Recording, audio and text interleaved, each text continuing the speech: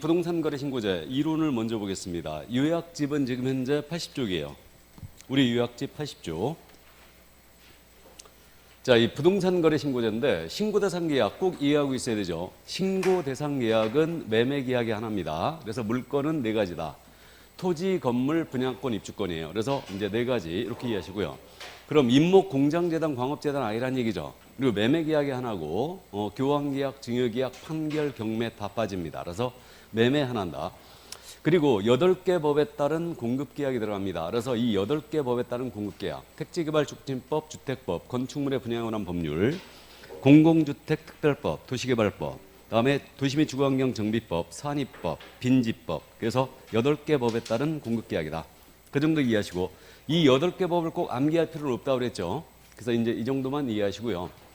자, 그러면 이제 거래 규제와의 관계인데 이거는 토지거래 허가증 받았거든요. 농취증 받았어요. 매매였습니다. 거래 신고해야 되죠. 초창기에는 이 부분을 잘 물어봤는데 요즘은 잘 안 물어보고 있습니다. 가볍게 이해해 두시고요. 다음에 외국인이 부동산 거래 신고했거든요. 그러면 이거 외국인 취득 신고를 별도로 할 필요가 없죠. 면제하고 있고요. 신고 필증 받았거든요. 그럼 거민이 의제된다. 이것도 잘 아십니다. 자, 그 다음에 이제 절차에 관한 내용으로서 신고 기한은 계약을 체결한 날이에요. 잔금일이 아닙니다. 체결한 날로부터 30일이고 토지 건물 소재지 관할 시군구청장이 관할이다. 이자를 우리는 신고한 책이라고 부르고 있고요. 다음에 이제 신고 의무자에 대한 사항 엄청 잘 묻고 있는 거죠. 이 신고 의무자는 쌍방 직거래하면 공동 신고해야 되고 이때 직거래했을 때 일방이 국가 등이다. 국가 등이 신고해야 되고요. 일방이 거부해버렸습니다. 그러면 계약서와 단독 신고 사유서를 첨부하여 단독 신고할 수 있고요. 그 다음에 이제 개공인 계약서를 작성 유보한 경우는 중개거래이기 때문에 이때는 개공한테만 신고 의무가 있고 당사자에게는 아예 신고 의무가 없습니다. 자, 그래서 이 정도 이해하시고 공동으로 직거래했을 때 신고해야 한다는 맞는 거죠. 네, 공동으로 신고서를 제출해야 한다는 틀렸어요. 자, 그 다음에 이제 요 신고상 당목계대 개조로 암기하고 있거든요. 근데 이제 요거 자금요달계에 꼭 정리해 두셔야 됩니다. 그래서 이 부분은 출제할 가능성이 굉장히 높고요. 토지가 지금 추가됐기 때문에 이 부분 꼭 정리해 두시라고 했어요. 그러면 자금조달 계획과 그 지급 방식, 그 다음에 이 주택의 입주 계획 또는 토지의 이용 계획 이걸 신고해야 되는데 자금조달 계획은 언제 신고하냐면요. 주택의 매수자가 법인이었어요. 법인은 이거 지역에 관계없이 금액에 관계없이 무조건 자금조달 계획 들어와야 되죠. 신고해 줘야 되고요. 다음에 투기과열지구나 조정대상 지역에 있는 주택이었다. 그러면 이것도 금액에 관계없이 무조건 신고 들어가요. 개인이든 법이든 따지지 않습니다. 이렇게 되고요. 다음에 이제 그 규제지역 외에요. 그래서 조정대상 지역이나 투기과열지구가 아니었다는 얘기죠. 그다음에 이 개인이 실제 거래가가 얼마 이상인 주택? 6억이죠. 6억 이상인 주택을 매수했다. 그러면 개인이 6억 이상 주택 매수하면 무조건 들어와야 됩니다. 그래서 이렇게 되고요. 그다음에 이제 토지에 대해서는 일단은 지역적 제한이 있죠. 그러니까 지역별 금액별 차이가 있어요. 이렇게 있는데 여기 주택에 대해서는 투기과열지구가 조정대상 지역을 제외하고는 지역 제한이 없습니다. 이렇게 되고 있는데 그러면 토지는 지금 현재 수도권 등에 있는 토지였다. 그러면 수도권 등이란 말 꼭 이해하고 있어야 되죠. 수도권 등은 어디를 얘기해요? 서울, 경기, 인천하고 광역시와 세종특별자치시 여기를 얘기합니다. 그럼 수도권 등에 있는 토지는 거래가가 1억 이상이었을 때 이때는 자금조달 계획을 신고해야 됩니다. 이때 수도권 등에 있는 토지는 지분 거래는 무조건 들어와야 돼요. 금액에 관계없어요. 이렇게 돼 있고요.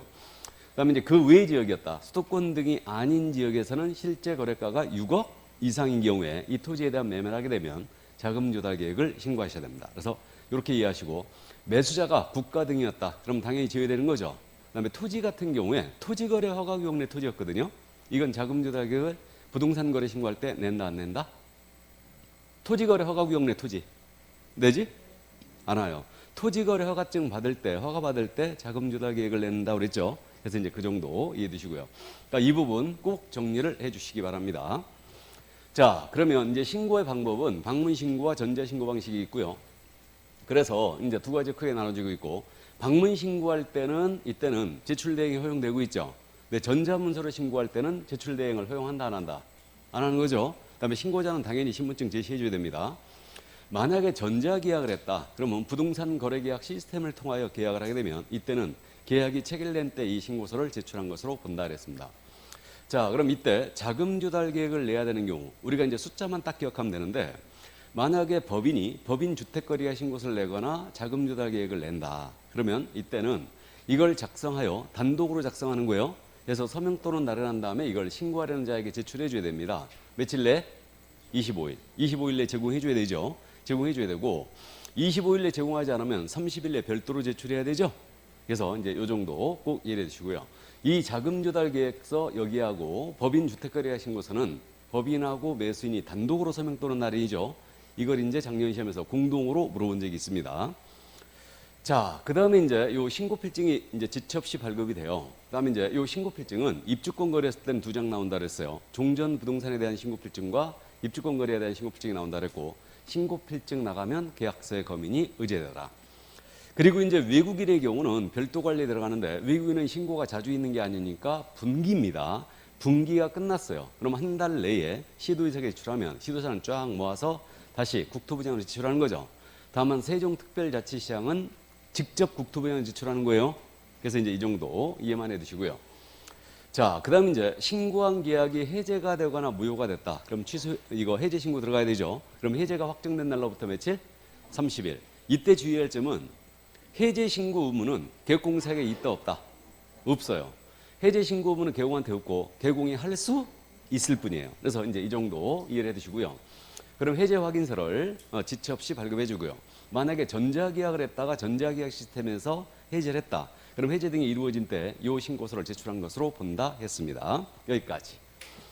자, 그 다음 이제 검증에 대한 내용인데 여기서부터는 잘 안 내는 거예요. 그래서 이해만 해두자로 했는데 검증은 주체가 신고관청이 하는 거죠. 해야 한다예요. 검증 체계 구축 운영은 누가 한다? 국장이. 그럼 검증 결과를 세무상에 통보하는 거예요. 이 정도만 이해해 두시고, 자, 그 다음에 이제 요 신고 내용 조사인데, 신고 내용 조사는 국장도 할 수 있죠. 그럼 위반 사실 확인됐으면 관계기관에 이제 통보 다 해주는 거고요. 자, 그 다음에 이제 요 조사 결과에 대해서는 신고한청이 시도사에게 보고해요. 그러면 이 시도사가 보고 받았잖아요. 그러면 시도사는 월 1회 국토부 장관에게 보고하게 돼 있죠. 이 정도만 줄기만 잡아두세요. 이거는 그래서 주체, 검증 해야 한다고 조사는 할 수 있다요. 당연히. 암기하려고 그러지 말고요. 그냥 자연스럽게 이해만 하시기 바랍니다. 이건 잘 물어보는 내용은 아니니까 가볍게 이해만 해두시고. 자, 그 다음 이제 정정에 대한 내용인데 줄기는 잡고 있어요. 신고한 내용이 잘못된 경우는 정정 신청을 할 수 있다죠. 이때 정정이 안 되는 걸로 기억했어요. 그러니까 핵심적인 사항은 안 된다고 그랬습니다. 누가 어떤 부동산을 언제 얼마에 거래했냐, 이게 핵심이라고 그랬어요. 그럼 이건 안 되는 건데, 매도 매수인의 성명입니다. 정정 안 되는 거죠. 그다음에 이제 부동산의 소재지, 이건 안 돼요. 근데 면적이 잘못됐다, 지목이 잘못됐다, 이거 되죠. 대지권의 비율이 잘못됐다, 건축물의 종류가 잘못돼 있다. 정정 가능하죠. 이런 것들은 그래서 가능합니다. 당사자의 주소나 휴대전화 번호 이런 것도 잘못돼 있으면 정정이 가능하죠. 근데 성명, 주민번호 안 되고 부동산의 소재지 안 되는 거고 계약일과 거래 금액은 당연히 안 됩니다. 감 잡았어요? 정정 신청은 서식이 있다 없다? 없다. 신고필증에 직접 수정한다고 그랬죠. 그리고 서명 또는 날인 후 제출할 수 있다 이랬어요. 자, 그다음에 이제 당사자의 주소라든가 휴대전화 번호는 단독 정정 신청 안 하고 이때는 이제 전자문서가 안 되는 걸로 이해가 되고 있습니다. 자, 그다음 이제 변경 신고 사항은 이거라고 그랬어요. 이것도 암기하지 말고 이해하자고 그랬는데 변경 신고는 잔금 빨리 주면 대금 깎아줄게. 이것 때문에 들어왔으니까 중도금 잔금 지급일 되는 거고요. 그다음에 실제 거래가도 된다는 거죠. 그다음에 공동 매수의 경우 일부 매수를 빼는 거, 다수 물건 거래의 경우 일부 물건을 빼는 건 된다. 그럼 공동 매수의 경우 매수를 제외시키면 지분이 바뀔 수 있죠. 그러니까 지분의 변경 신고 되는 거고, 그다음 이거 일부 부동산을 빼버리면 이때는 면적이 바뀔 수 있죠. 면적의 변경 신고 되는 겁니다. 이렇게 되고요. 조건 기한도 이때 바뀔 수가 있는 거죠. 단 추가나 교체는 된다 안 된다? 안 된다. 요 정도. 그래서 변경 신고는 등기 신청 전까지 서식이 있어요. 그래서 이걸 써서 내물 원칙으로 하는데 다만 면적의 변경이 없이 물건 거래 금액만 변경 신고한다. 그러면 이때는 계약사무를 첨부해야 되고 이때는 전자신고가 안 되는 거예요. 이게 그래서 이제 이 정도 이해해 두시고요. 그럼 이제 신고필증을 재발급해 주게 돼 있죠. 정정이든 변경이든. 자, 그 다음 이제 제재에 대한 내용인데 이 제재에 대해서는 일단은 3천만 원 이하가 들어와 있죠. 이거 암기하고 있어요. 3천만 원 이하 과태료는 지금 신고 대상 계약을 체결하지 않았을 때 부동산 거래 신고했다는 거예요. 가장 계약 신고죠. 이거 이제 3천만 원 이하고요. 그다음에 이제 해제가 안 됐음에도 불구하고 해제 신고해 버렸다. 이게 가장 해제 신고죠. 해제 신고입니다. 그래서 이건 둘 다 3천만 원 이하고 대금 자료 제출 요구에 불응했습니다. 그럼 역시 3천만 원이에요. 이거 기준금액들이 있는데 기준금액에 이거는 2분의 1 범위 내에서 가감이다? 5분의 1이다? 5분의 1이다. 이거 기억해 두라고 그랬습니다. 그 다음에 이거 5% 이하의 과태료가 있는데 5% 이하의 과태료는 거짓 신고한 경우뿐이죠. 거짓 신고했다. 그러면 허위 신고하면 이때는 5% 이하요. 이때도 기준금액의 2분의 1이 아니고 5분의 1 범위 내에서 가중강력이다. 나머지는 500만 원 이하 과태료인데 자냐? 안 자요. 그럼 부동산 거래 신고, 해제 신고를 처음부터 안 해버렸거나 신고 거부자 포함입니다. 이렇게 돼 있고요. 안. 다음에 대금 외 자료 제출 요구에 불응했다. 그럼 500이죠. 다음에 거짓 신고 요구 조장 방조했다. 요구 조장 방조. 안, 자, 요예요. 이렇게 가시고 이건 500만 원 이하 과태료고 기준금액의 이것은 2분의 1 범위에서 가감이다. 여기까지. 자, 그 다음에 이제 과태료 부과권자는 당연히 신고관청이고, 신고관청이 우리 개업공사에 과태료 때렸습니다. 등록관청에 이 사실 알려줘야 되죠. 그럼 등록관청에 며칠 내? 10일. 그래서 이 10일이 이제 우리가 사교협회 조사 종료 통보인데, 이 통보가 바로 이 통보다. 그래서 10일 내에 과태료 부과 사실을 등록관청에 통보를 해주게 돼 있다. 여기까지 이해해 주시고요. 자, 그 다음에 이제 요 자진신고자 감면 규정이 있는데, 요거는 잘 안 물어보기 때문에 감만 잡자고 그랬는데, 28회 때 지문 하나 정도만 딱 물어보고 말았습니다. 조사가 시작되기 전에 면제해버리고 조사가 시작된 후에 자진신고하면 50% 깎아주는데 이때 대상 위반의 이가 빠지는 걸 기억하라고 그랬어요. 대상 위반에서 빠지는 게 자료 제출 요구 불응자, 가장계약 신고, 가장해지 신고자가 이제 빠져 있어요. 그래서 이제 이 정도만 이해하시고 외국인이 신고를 위반했다든가 주택임대차 계약 신고 위반도 자진신고 감면 규정에 들어가 있죠. 이 정도만 감 잡고요. 1년 내 3회 이상의 과태료 감경 면제 받으면 감경 면제를 안 해줍니다. 여기까지. 자, 그 다음에 이제 부동산 거래 계약 신고서가 마지막으로 나와요. 올해 신고서 작성 요령 꼭 기억하라고 그랬습니다. 이거. 그럼 신고서 작성 요령에서는 일단 외국인이 만약에 매수했다. 그럼 외국인은 매수 용도와 국적을 꼭 기재해야 되죠. 기억하고 있고. 물건이 만약에 건물이었잖아요. 건축물이면 용도별 건축물의 종류를 적게 돼 있죠. 이렇게 돼 있고. 그 다음에 이제 요 공급계약 전매계약입니다. 공급계약 전매계약 다 표시하게 돼 있고요. 그 다음에 소재지, 지목, 면적 다 표시하는데 건물 면적 기재합니다. 이때는 집합건물이었어요. 뭐만 기재한다? 전용 면적 기억하고 있고 그 다음에 이제 계약 대상 면적은 실제 거래 면적을 계산하여 적대. 역시 건축물의 면적은 집합건물의 경우는 전용 면적만 기재합니다.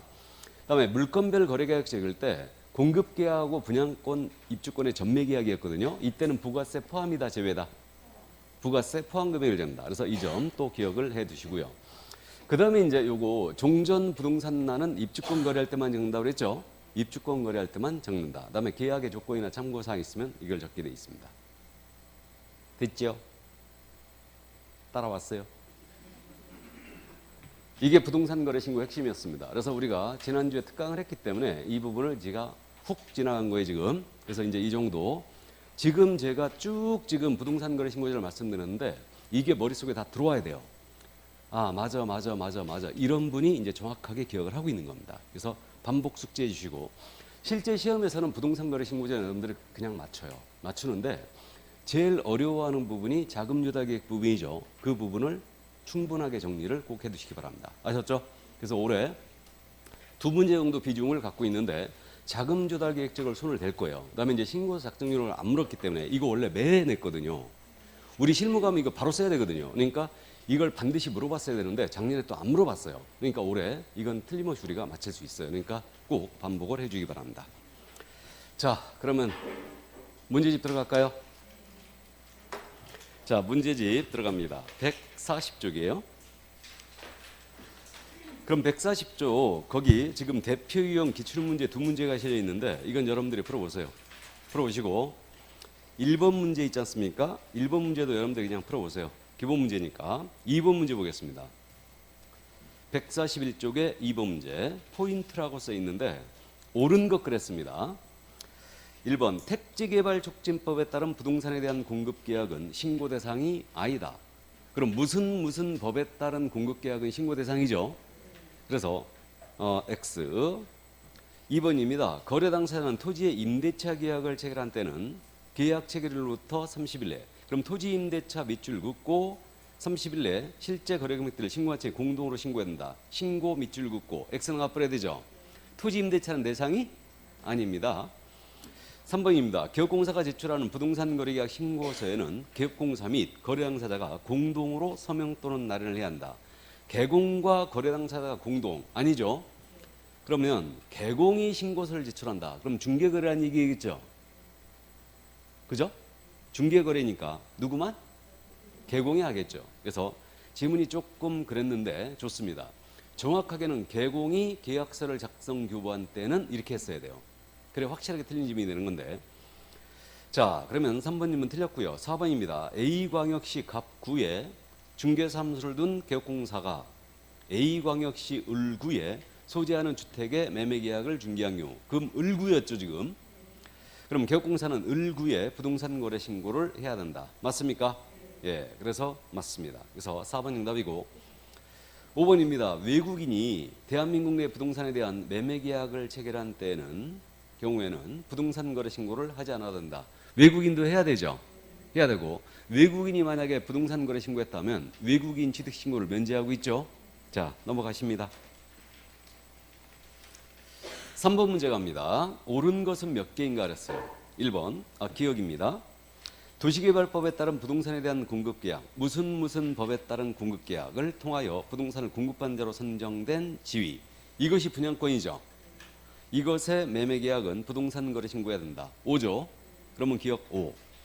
니은 개업공사의 중개로 매매계약이 체결된 경우에는 개업공사와 거래당사는 공동으로 신고해야 된다. 틀렸죠? 이때는 개공이 신고할 의무가 있고 당사자에게는 아예 신고 의무가 없습니다. 그래서 X. 디귿입니다. 부동산 거래 신고는 잔금 지급일로부터 30일 낸다. 잔금일 밑줄 긋고 X 나가야 되죠. 계약 체결이다. 그래 틀렸고. 리을입니다. 공공주택특별법에 따른 부동산에 대한 공급계약은 부동산 거래 신고해야 한다. 맞죠?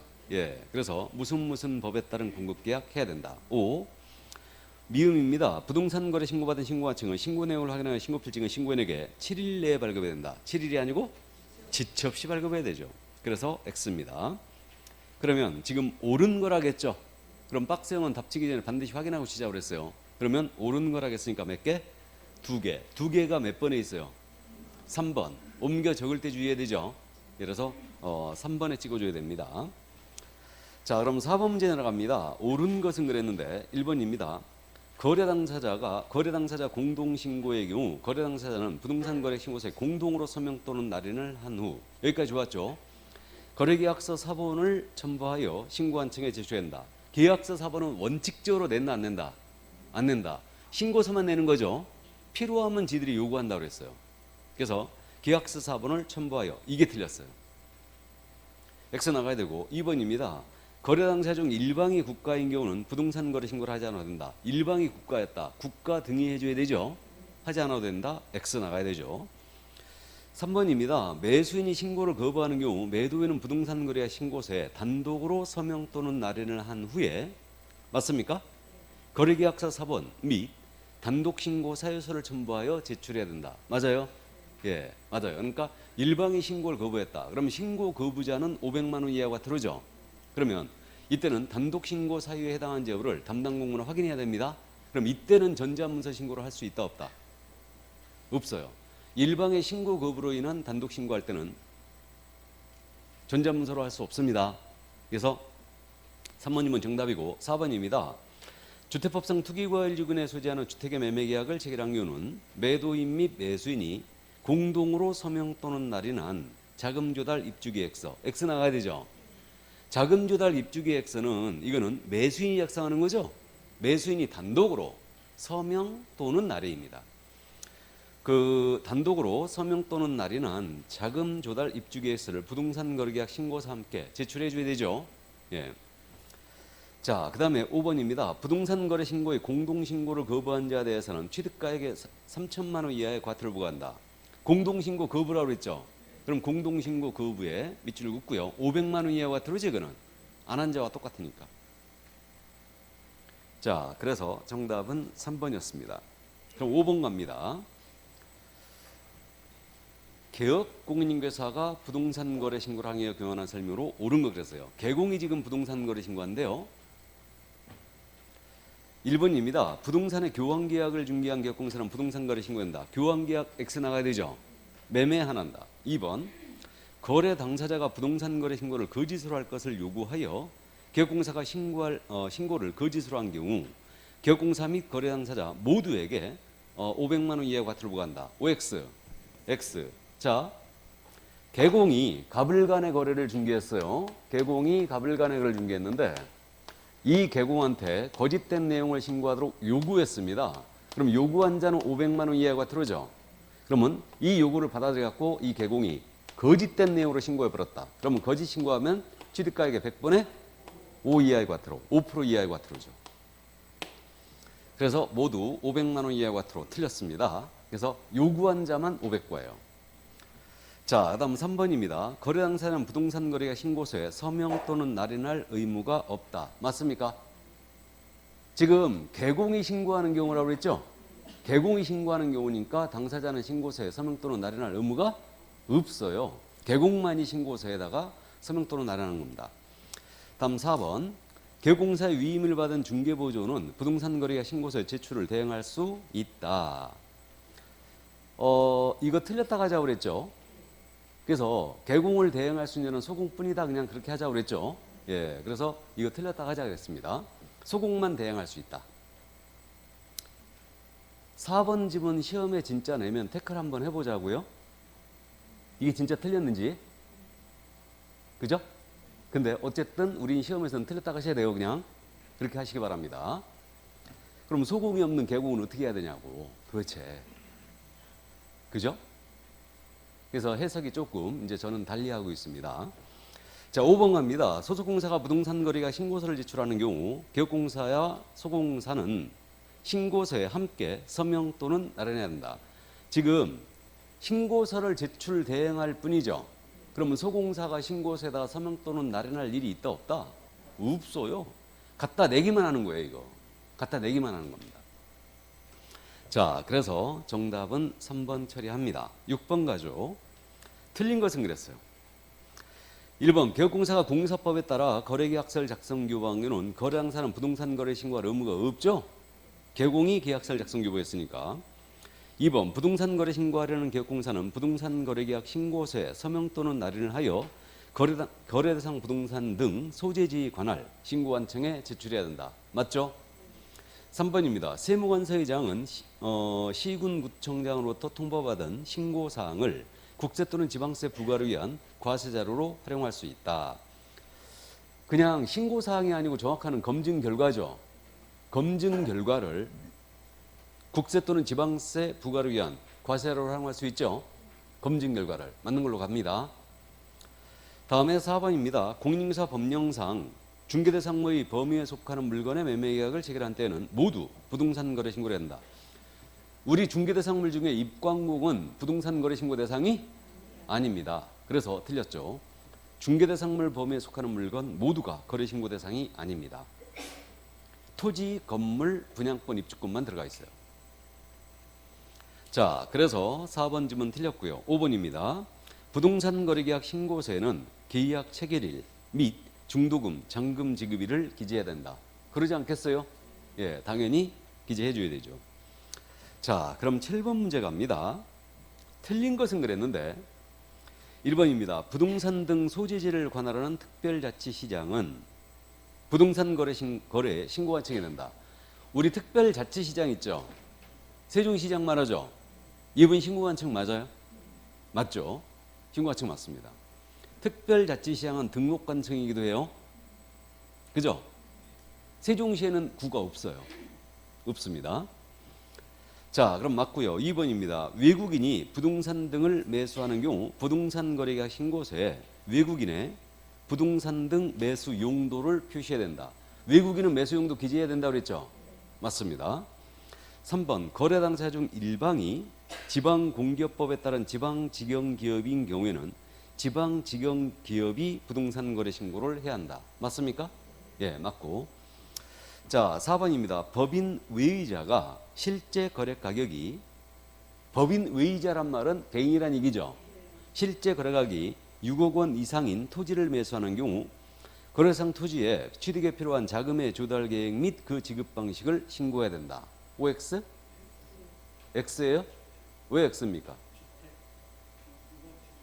주택이어야 되니까. 지금 6억 이상 토지는 자금 조달 계획 신고해야 되는 거 아니에요? 그죠? 맞습니다. 6번 질문 맞는 질문이죠, 이거. 그죠? 맞는 질문이에요, 이거. 5번입니다. 개업공사가 작성한 부동산 거래계약 신고서에는 공사법에 따라 개설 등록한 중개사무소의 상호, 전화번호 및 소재지를 기재해야 한다. 맞습니까? 예, 맞아요. 정답? 없어요. 모두 다 맞았습니다. 6번 정답 없어요. 문제를 오류를 범했습니다. 이거는. 자, 그래서 정답 없습니다. 7번 다 맞았어요. 다 맞는 지문이에요. 토지와 주택은 6억 이상이면 무조건 자금 조달과 지급병식 들어와야 되죠. 6억 이상이면. 맞죠? 네. 자, 그럼 8번 문제 보시겠습니다. 옳은 것은 그랬어요. 옳은 것. 1번 매수인이 신고를 거부하여 매도인이 단독으로 부동산 거래 신고하는 경우 매도인의 위임을 받은 자는 부동산 거래계약 신고서의 제출을 대행할 수 있다. 맞나요? 매수인이 신고를 거부했어요. 그럼 매도인이 단독으로 신고할 수 있죠. 단독 신고 사유서와 계약사본 첨부하게 돼 있죠. 이때는 전자문서를 할 수는 없죠.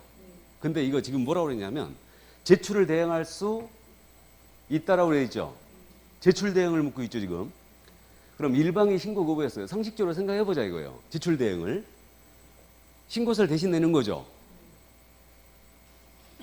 대신 내는 건데.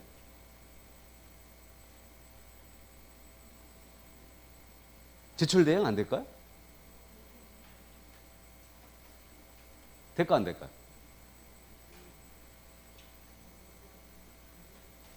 있잖아요. 제출 대행은 전자신고를 제외하고는 다 된다라고 이해하세요, 그냥. 중요한 내용은 아닌데 오류를 범했습니다. 또 1번 질문 맞았어요. 신고 거부로 인한 제출 대행이 있죠. 이거 전자문서로 할 수 없어요. 전자문서는 안 되는데 제출 대행은 허용해요. 방문 신고할 때. 허용합니다. 이건 명문이 있어요. 제출 대행 허용한다고. 그럼 국가 등이 신고하는 거예요. 제출 대행 되죠? 아, 국가 등이 부동산 거래 신고한다고요. 제출 대행 될까 안 될까? 전자문서를 할 수도 있고 제출 대행도 되는 거죠. 물론 전자문서에 의한 제출 대행은 안 될 뿐이에요. 그것만 기억하세요, 그냥. 그럼 신고 거부로 인하여 일방이 신고한다. 그럼 전자문서는 안 되지만 제출 대행은 됩니다. 뭔가 출제자가 지금 착각하신 것 같아요. 그러니까 부동산 거래 신고에서 오류를 지금 몇 가지 범했는데 이게 그래서 어쨌든 좋습니다. 1번 맞았어요. 제출 대행 됩니다. 이거 신고 거부로 인한 제출 대행 됩니다. 그걸 부인할 이유가 없어요. 부인할 이유가 없습니다. 2번입니다. 건축물의 분양에 관한 법률에 따른 부동산의 공급 계약은 부동산 거래 신고 대상에 포함된다. 맞죠? 그러니까 정답 1, 2번 같이 처리합니다. 2번도 맞고요. 3번입니다. 개업공사가 공동으로 중개하는 경우 부동산 거래 신고는 공동으로 중개한 개업공사 중 어느 1인의 명의로 해도 된다. 공동으로 들어가야 되죠? 틀렸고. 4번 신고관청은 부동산 거래 신고 내용 조사 결과를 매월 1회 국토부 장관에게 직접 보고해야 된다. 신고관청이 국장한테 직접 보고하는 거 아니죠? 그래서 시도지사에게 조사 결과를 보고하게 돼 있고 시도지사가 월 1회 국토부 장관에게 보고하는 거죠. 예, 그래서 안 할까봐 월 1회가 들어가 있다. 시도지사는. 자, 그래서 4번 틀렸고 5번입니다. 개업공사가 부동산 거래 신고하는 계약이 해제된 경우 개업공사가 신고한청에 부동산 거래 해제 등의 신고를 해야 한다. 개공이 해제 등의 신고를 해야 한다. 밑줄 쫙쫙 그으면 틀렸다는 거 보여요? 개공은 해제 신고할 수 있을 뿐이죠. 해야 한다는 틀렸어요. 당사자가 해야 됩니다. 그러면 이런 식의 질문. 우리 해제 신고 안 하면 500만 원 이하가 들어오죠. 해제 신고 안 하면 500만 원 과태료 맞아요? 맞습니다. 그러면 개업공인중개사가 해제가 됐음에도 불구하고 해제 신고를 하지 아니한 때는 500만 원 이하의 과태료를 부과받는다 라고 내면 OX, X. 어려운 지문이에요. 해제 신고 당사자가 이거 할 의무가 있는 거죠. 개공은 해제 신고하지 않았을 때는 500만 원의 과태료는 틀렸어요. 뭔 말인지 알아보시겠어요? 자, 그러면 이제 9번 문제 갑니다. 역시 포인트로 돼 있는데 옳은 것 그랬습니다. 1번이에요. 개업공사가 공장 및 광업재단 저당법에 따른 공장재단의 매매계약서를 작성 규방해놓은 부동산 거래 신고를 해야 된다. 공장재단 신고를 해야 된다. 밑줄 쫙쫙 끄면 틀렸다는 거 보이죠? 2번입니다. 빈집 및 소규주택 정비원한 특례법에 따른 사업 수행계획 인가로 취득한 입자로 선정된 지위의 매매계약은 거래 신고해야 된다. 맞죠? 이게 입주권이죠. 빈집법, 정비법 이거에 따른 입주권. 그럼 2번 정답 됐고요. 3번입니다. 국토교통부 장관이 지정한 토지거래 허가구역 내에서 토지거래계약의 허가를 받은 경우에는 부동산 거래계약 신고서를 제출한 것으로 본다. 틀렸죠? 토지거래 허가증 받았더라도 매매라면 부동산 거래 신고해야 되죠? 역시 틀렸고. 4번입니다. 농지에 대한 매매계약을 체결하고 농지법에 따라 농지취득자격증명을 발급받은 경우에는 부동산 거래 신고하지 않아도 된다. 농지증 받았더라도 거래 신고해야 되죠? 매매라면 해야 됩니다. 5번입니다. 외국인 등이 대한민국 내 부동산 등을 취득하는 매매계약을 체결하고 부동산 거래 신고한 때에도 외국인 등의 부동산 취득 신고를 해야 한다. OX, X. 별도로 할 필요가 없죠? 예, 그래서 정답은 2번이었습니다. 자, 그럼 10번 문제 역시 신고서 작성 요령이에요. 옳은 것 그랬습니다. 올해 주의하자고 그랬는데 1번입니다. 공급계약 또는 전매계약의 경우 신고를 해야 하는 물건별 거래가격과 총실제 거래가격 난에는 부가가치세를 포함한 금액을 적는다. 맞아요? 공급계약, 전매계약 밑줄 쫙쫙 긋고 부가세 포함 밑줄 그으면 맞았죠? 이게 체크포인트죠. 이건 포함 금액이다. 그래서 1번 정답 됐고 2번입니다. 계약 대상 면적은 실제 거래 면적을 계산해 적대. 건축물의 면적은 집합건축물의 경우 연면적을 적는다. 연면적이 아니고 전용 면적을 적는다. 꼭 기억하시고 3번 공급계약은 부동산을 취득할 수 있는 권리의 매매로서 장난쳤죠 지금. 공급계약은 최초로 분양하는 계약을 얘기하죠. 입주권 전매계약이 부동산 취득할 수 있는 권리의 매매죠. 전매계약이. 공급계약은 최초로 부동산에 대한 공급계약을 얘기합니다. 최초 분양계약을 얘기해요. 그래 틀렸고 분양권 또는 입주권에 표시를 한다. 공급계약 표시란이 있죠? 그래 틀렸고 4번입니다. 공급계약, 전매의 경우 발코니 확장 등 선택비용은 기재하지 않는다. 발코니 확장 등 선택비용 기재란이 있어요? 없어요? 있죠. 추가 지급액란도 있죠? 예. 다음에 5번입니다. 종전부동산은 분양권 매매의 경우에만 작성한다. 종전부동산입니다. 뭐 거래할 때만 작성한다? 입주권 매매의 경우만 작성한다. 이게 내가 문제집 4개 갖고 푼다고 그랬잖아요. 문제집 4개 갖고 푸는데 서로 같이 베꼈나 봐. 두 문제집이 똑같은 지문들이 지금 몇 개가 보이는데 종전부동산란은 분양권 매매의 경우에만 작성한다. 이 지문을 똑같이 내는데 장난쳤죠 이거? 이런 지문 보면 기분 나쁘다니까. 분양권하고 입주권은 뭔 차이가 있는데. 근데 어쨌든 좋아요. 좋습니다. 5번은 틀렸다는 거 아시죠? 네. 자, 그럼 11번 문제 갑니다. 부동산 거래 신고 대상 계약을 모두 고른 것은, 자, 신고 대상 계약이 이제 떴네요. 매매 안 한다 그랬고 토지 건물 분양권 입주권이고요. 공급 계약이 들어가 있죠? 자, 보겠습니다. OX로 갑니다. 산입법에 따른 공급 계약을 통하여 부동산을 공급받는 자로 선정된 지위. 이거 분양권이죠? 이것의 매매 계약. OX, O. 니은 저당권 설정 계약은 X. 디귿입니다. 택지개발촉진법에 따라 공급된 토지의 임대차 계약입니다. 역시 X. 도시 및 주거환경 정비법에 따른 관리처분계획 인가로 취득한 입자로 선정된 지위. 정비법에 따른 입주권이죠 이거. 이것의 매매계약 해야 되죠. 그럼 O. 다음 미음 주택법에 따른 부동산에 대한 공급계약입니다. 주택법 공급계약이죠. 그러면 O. 다음 민사집행법에 따라 경매로 취득한 주택의 매매 계약이에요. 자, 경매로 취득한 민사집행법에 따른 경매로 취득한 주택의 매매 계약입니다. 그럼 주택의 매매 계약 밑줄 긋고 OX 5. 주택의 매매 계약 맞죠 이거? 5예요. 다음 임목에 관한 법률에 따른 임목의 매매 계약입니다. OX X입니다. 이게 그럼 지금 기역, 리을, 미음, 비읍 5번이었습니다.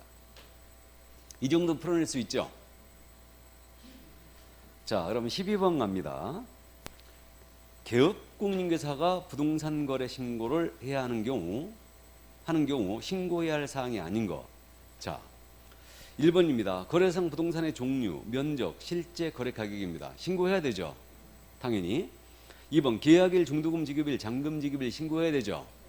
3번입니다. 개업공사 인적사항 및 공사법 제9조에 따라 개설 등록한 중개사무소의 상호, 전화번호 및 소재지. 지금 지문에 개공을 신고해야 되느냐가 떴잖아요. 그러면 다시 한번 설문을 보시는 거예요. 설문을 보면 개공이 부동산 거래 신고하는 경우라고 돼 있죠. 그럼 3번 신고해야 되죠. 이걸 당사자로 바꿔내면 3번 정답이죠. 설문을 당사자로 바꿔냈으면 3번 정답이죠. 예, 뭔 말인지 아시죠 지금? 그러니까 지문의 개공에 대한 상호 사무소의 수지를 신고해야 된다. 이런 식으로 나오면 설문을 꼭 다시 보라고요. 이게 스킬이에요. 실수를 막는 거죠 지금. 그래서 3번 맞고요. 4번 부동산의 권리관계입니다. OX, X. 권리관계는 어디서 나오더라? 거래계약서에서 나와요? 네, 그럴까봐 물어봤어요 내가. 거래계약서의 그 권자는 권리관계가 아니라고 그랬죠. 권리 이전의 내용이에요.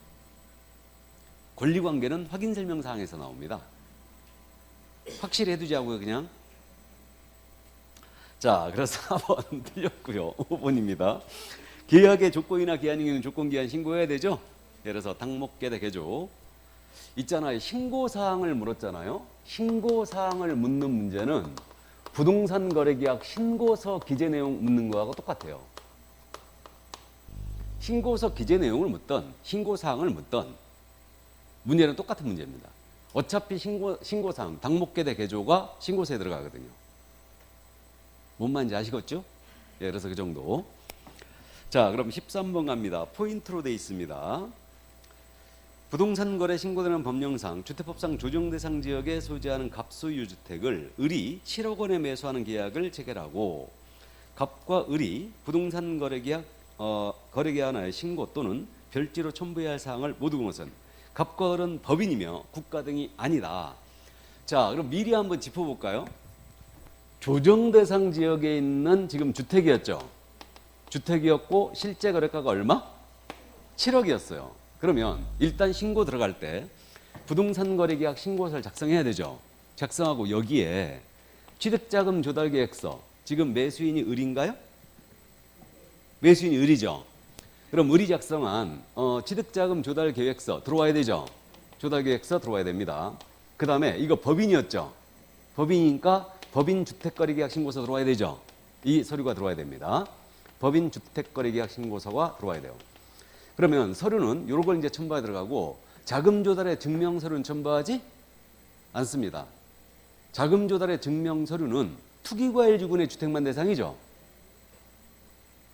뭔 얘기하는지 아시죠? 자금 조달 계획서하고 자금 조달의 증명 서류는 구분해야 됩니다. 자금 조달의 증명 서류는 투기과일주군의 주택을 샀을 때만 그걸 내게 돼 있어요. 대출 받았는지 아니면은 다른 부동산 팔았는지 주식을 팔았는지 자금 조달의 증명 서류 내란 얘기죠. 그 얘기입니다. 그래서 이렇게 내는데 그러면 일단 조정대상 지역이니까 이제 이거 자금 조달 계획 내야 됩니다. 그다음에 법인의 등기 현황 신고해야 되죠. 법인 등기 현황이 법인 주택거래계약 신고서에 다 있어요. 쓰게 돼 있고 그다음에 상대방이 그 법인의 임원인지도 신고해야 되죠. 뭔 말인지 아십니까? 법인이니까. 자, 그럼 보겠습니다. 그러면 이때 신고해야 되는 사항을 모두 고른 것을 그랬어요. 자, 그러면 O 해놓고 시작합니다. 기억, 갑법인의 등기현황. 법인이 주택을 거래하면 팔든 사든 등기현황 전부 다 신고하게 돼 있죠. 그러면 O. 그럼 니은, 을법인의 등기현황도 신고해야 되죠. 그러면 O. 3. 디귿입니다. 을의 거래상 주택의 취득 목적입니다. 주택의 취득 목적 신고해야 되죠. 5입니다. 다음에 리을 갑과 을의 이문관 같은 사람이 있는지 여부 신고해야 되죠. 5입니다. 자, 그 다음에 미음 을의 자금의 조달 계획을 증명하는 서류. 자금 조달 계획을 증명하는 서류 내지 않아요. 조정대상 지역이었으니까 투기과열지구만 내는 거죠. 예, 그래서 X예요. 그러면 기억, 니은, 디귿, 리을 정답 3번이었습니다. 자, 그럼 14번 문제 가십니다. 부동산 거래 신고연원 법령상 부동산 거래계약 신고서에 신고 대상에 따른 기재사항으로 옳은 것은 모두 몇 개인가? 그럼 뭐 해놓고 시작하는 거예요? 기억입니다. 거래 당사가 다수인 경우 매수인 매도인의 주소란에 각자의 거래 지분 비율을 표시한다. 맞아요? 주소란에 거래 지분 비율을 표시하게 돼 있어요. 주소란에. 맞습니다. 5. 니은 거래 당사자가 외국인인 경우에는 거래 당사자의 국적을 반드시 기재해야 된다. 역시 5. 디귿 계약 대상 면적에는 실제 거래 면적을 계산하여 적되 건축물의 면적은 집합 건축물의 경우에는 전용 면적 및 공용 면적을 합계를 적는다. OX, X. 전용 면적만 적고요. 다음 리을 자금 조달 계획 및 입주 계획란은 자, 이 부분 수정하세요. 자금 조달 및 입주 계획란은 법인 신고서 등으로 바뀌었죠. 법인 신고서 등란 그렇게 고치세요. 이렇게 바뀌었죠.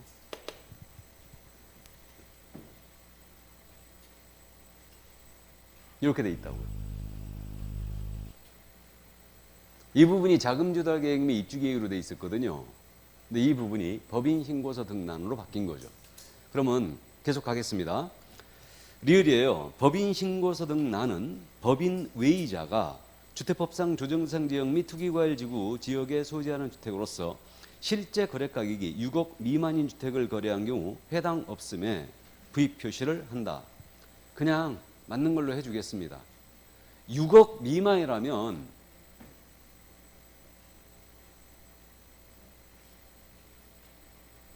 그냥 원래 투기과열지구나 조정대상 지역이라면 대상이죠. 원래 그 외의지역이라고 그랬죠. 외의지역. 그러니까 6억 미만이라면 해당 없음을 표시하는 게 맞겠죠.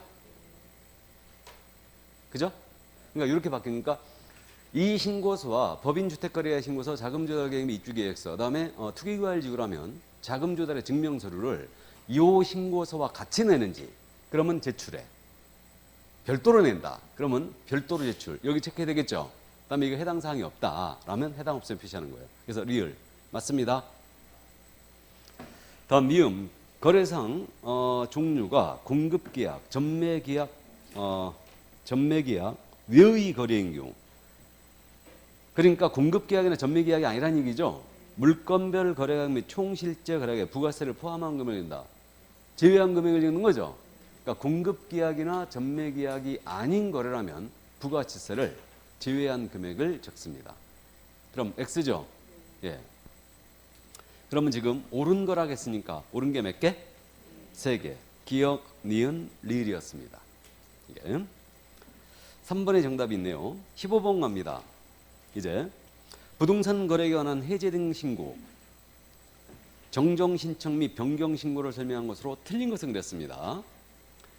1번입니다. 개업공사가 부동산 거래 신고한 계약이 해제된 경우 개업공사는 해제가 확정된 날로부터 30일 내에 이를 신고한 층에 신고해야 된다. 개업공사 밑줄 신고해야 된다. 밑줄 그으면 OX? X죠. 해제 신고문은 개업공한테 없는 거죠. 틀렸고. 2번 부동산 거래 계약 시스템을 통하여 부동산 거래 해제 등을 한 경우에는 부동산 거래 해제 등이 이루어진 때 부동산 거래 해제 등 신고서를 제출한 것으로 본다. 맞죠? 3번 부동산 거래 계약의 변경 신고는 부동산에 대한 등기 신청 전에 할 수 있다. 변경 신고, 등기 신청 전에 할 수 있죠. 맞고. 4번 거래상 부동산 등의 종류가 부동산 등을 종류가 그랬는데 그 건축물로 바꾸세요. 건축물로 바꿉니다. 그러니까 부동산 등이란 말을 건축물의 종류가 신고필증에 잘못 기재된 경우는 신고한청에 신고 내용의 정정을 신청할 수 있다. 맞았죠, 그럼? 부동산 등의 종류가 아니에요. 건축물의 종류죠. 건축물의 종류가 잘못된 경우에는 이게 오핀지 상가인지 잘못된 경우에는 정정 신청 할 수 있죠? 맞고. 5번입니다. 거래 당사자의 주소, 전화번호 또는 휴대전화번호 정정하는 경우 거래 당사자 일방이 이거는 단독으로 할 수 있어요. 그러니까 당사자의 주소나 전화번호가 잘못되어 있다. 이러면 단독으로 정정 신청을 할 수 있습니다. 이게. 그럼 정정 신청도 잘못된 내용에 공동으로 서명 또는 날이 있는 거죠. 그래갖고 제출할 수 있다는 신고 필증에다 직접 한다고 그랬어요. 수정을. 그러면 이거 당사자의 주소나 전화번호, 휴대전화번호가 만약에 잘못되어 있다. 그러면 단독으로 정정 신청이 된다고 했죠. 이때는 전자신고를 하지 못합니다. 이때는 전자신고 안 받아줘요. 이때는. 자, 그래서 정답 1번이었습니다. 자, 16번 가볼까요? 변경신고서를 제출할 수 있는 사유를 모두 고르성을 했는데, 자, 이게 변경신고라는 것은 잔금 빨리 주면 대금 깎아줄게. 이것 때문에 들어왔다고 그랬죠. 이걸 염두에 두고 문제를 풉니다. 그러면 기억입니다. 공동매수의 경우에서 매수인 중 일부가 제외되는 경우 변경신고 되죠. 5. 니은 거래상 부동산 등이 다수인 경우에 부동산 등이 추가됐다. 추가 교체는 된다 안 된다? 안 된다. X. 디귿 거래 가격이 변경됐다. 가격 변경 신고 된다고 그랬죠. 이거 대금 깎아줬기 때문에 들어왔으니까. 다음에 리을 중도금 지급일이 변경됐다. 가능하겠죠. 5. 다음에 거래 당사의 주소, 전화번호가 변경됐다. 자, 변경 신고는 기본적으로 당사자 합의로 계약 내용의 일부가 바뀌는 거죠. 그럼 당사자의 주소나 전화번호, 휴대전화번호입니다. 이게 지금 변경이 된다. 그럼 이것은 당사자 합의로 바뀌는 게 아니죠. 그럼 변경신고 사항이 아니죠. X입니다. 그러니까 변경신고는 기본적으로 당사자 합의로 바꾸는 거예요. 그럼 합의가 되는 사항이 아니면 당연히 아니지 이거는. 이해되십니까? 야, 주소 서구에서 부평구로 바꿔. 이렇게 합의하는 거 아니죠. 예.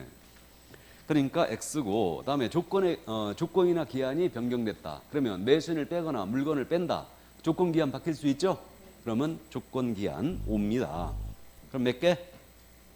4개. 1번이었습니다. 기역, 디귿, 리을, 비읍. 그죠? 이 정도는 풀어낼 수 있어요? 어렵습니다.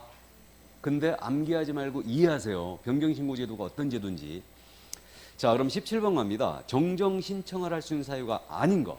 정정 신청을 할 수 있는 사유가 아닌 거. 자, 그럼 정정 신청은 이거 우리가 핵심적인 사항은 안 된다고 그랬어요. 그렇게 했어요. 누가 어떤 부동산을 언제 얼마에 거래했냐가 핵심이라고 그랬는데 매수인의 성명이 잘못되어 있다. 정정 안 되죠. X. 아닌 거라겠죠 지금. 그럼 아닌 거라겠으니까 정정 신청할 수 있는 사유가 아닌 거. 그럼 X 해놓고 시작하니까 매수인의 성명이 잘못 기재됐다. 이거 X죠. 니은입니다. 거래 가격이 잘못됐다. 가격에 정령 안 되죠. X고. 디귿입니다. 부동산 소재지, 지번이 잘못됐다. 소재지는 안 된다고 그랬죠. X예요. 다음에 토지 지목이 잘못되어 있어요. 정정되겠죠. O. 거래 조건이 잘못되어 있다. 조건은 빠져 있죠. 조건은 빠져 있습니다. X고요. 대지권의 비율이 잘못되어 있다. 정정되겠죠? 예, O입니다. 그럼 지금 아닌 거라고 그랬죠? 기역, 니은, 디귿, 미음. 4번이었습니다. 풀리긴 하죠? 그럼 18번 문제는요. 어려운 문제긴 한데 그냥 여러분들이 풀어보세요. 19번 문제 보겠습니다. 제가 안 풀어드린 문제는 솔직히 안 풀어도 돼요.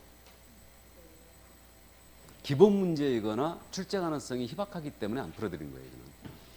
어렵긴 하지만 자, 위반에 따른 제재가 잘못 연결된 것은 그랬습니다. 1번입니다. 매매계약을 체결하지 아니하였어도 불구하고 거짓으로 부동산을 이시는 거예요. 자, 계약을 체결하지 않았다라고 나오면 이거는 가장계약 신고죠. 그러면 이때는 3천만 원 이하 과태료. 맞죠 그럼? 다음 2번. 부동산 거래 신고에 대한 공동신고를 거부자 500과죠. 맞고. 3번입니다. 부동산 거래 신고 거짓으로 하도록 방조한 자예요. 방조도 500과. 그래서 3번 응답됐고요. 4번 대금 지급을 증명할 수 있는 자료를 제출하지 않은 자. 대금 지급 증명 자료 제출 요구에 불응했다. 3천만 원 이하죠. 예. 다음에 5번입니다. 신고 의무자가 아닌 자로서 거짓된 내용의 부동산을 거짓 밑줄이고 거래 신고한 자, 신고한 자 밑줄 그으면 신고 의무자가 아닌 자가 거짓 신고해도 5% 이하여가 들어죠. 똑같이. 그래서 맞습니다. 정답 3번이었어요. 자, 그럼 20번 문제는 이제 같은 문제니까 여러분들이 풀어보시고 21번을 보겠습니다. 괄호 안에 들어갈 내용이 옳게 연결된 것을 그랬는데 21번 갑군의 중개사무소 등 개업공사가 을군에 소지한 주택에 대한 부동산 거래 신고를 하지 아니한 경우는 군수가 500만 원과 들어온다. 안 했다고 그랬죠. 그럼 과태료 누가 때려야 돼요? 을군 군수가 때려야 되죠. 을군 군수가. 주택이 바로 을군에 있으니까. 그죠? 다음 니은입니다. 법인 또는 매수인이 법인 신고서 또는 자금 조달 입주 계획서를 부동산 거래가 신고서와 분리하여 제출하기를 희망하는 경우 법인 또는 매수인은 거래계약의 체결일부터 며칠 내에 별도로 제출할 수 있다? 30일이고 디귿입니다. 부동산 거래계약을 신고하려는 자 중 법인 또는 매수인 외의자가 법인 신고서 또는 자금 조달 입주 계획서를 제출한 경우 법인 또는 매수인은 부동산 거래계약을 신고하려는 자에게 거래계약의 체결일로부터 며칠 내에 제공해 줘야 돼요? 25일이죠. 이 기간 내에 제공하지 아니한 경우는 별도로 매수인 또는 법인이 이거 제출해 줘야 되죠? 자, 다음 리얼입니다. 개업공사에게 과태료를 부과한 신고한청은 부과일로부터 며칠 내에 10일이죠. 10일 내에 등록관청에다 이 사실을 통보해 줘야 되죠? 10일이다. 알아보시겠어요? 문제 좋습니다. 그래서 부동산 거래 신고에서 우리가 기본적으로 알아야 될 그런 숫자들 쫙 정리했습니다. 문제 아주 좋아요. 정답 2번이었습니다. 자, 그럼 22번 가봅니다. 자진신고에 대한 설명으로 틀린 것을 그랬는데 1번입니다. 신고관청은 개업공사로 하여금 거짓된 내용의 부동산 거래 신고를 하도록 요구한 사실을 자진신고한 자에 대하여 과태료를 감면할 수 있다. 맞죠? 그러니까 우리가 안 되는 자만 기억했죠. 그러니까 자료 제출 요구에 불응한 자, 그다음에 가장계약 신고, 가장해지 신고자, 이건 지금 빠져 있다고 그랬죠. 그럼 요구한 자 감경 면제 가능합니다. 2번 질문. 신고한청은 매매계약을 체결하지 아니하였음에도 불구하고 거짓으로 부동산 거래 신고를 한 자. 자, 체결하지 않았음에도 이렇게 나오면 이건 가장계약 신고죠. 그러면 이 자는 과태료 감경 면제할 수 없다. 맞습니까? 없어요. 규정이 빠져 있습니다.